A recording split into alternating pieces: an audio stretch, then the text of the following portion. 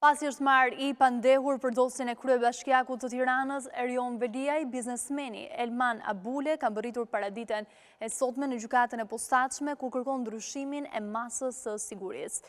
Abule është marrë i pandehur për dosjen e korrupsionit të ish kryebashkiakut të Tiranës, Erion Veliaj dhe bashkëshortes së tij Ajola Xhoxa.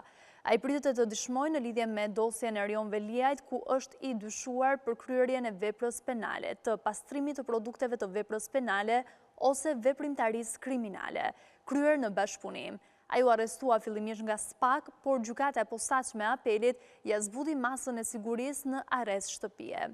Elman Abule ka dëshmuar edhe më herët në SPAK për çështje në fjalë para se të arrestohej bashkë me bashkëshorten e tij Marisa Nito.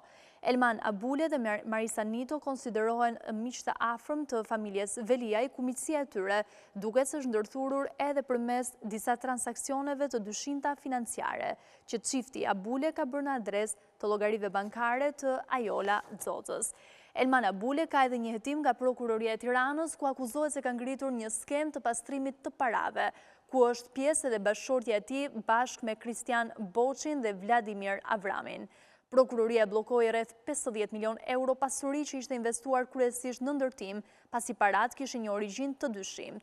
Por sekuestro u hoq disa ditë më vonë kur prokurori i apelit Arda Marku u riktheu pronat të akuzuarve.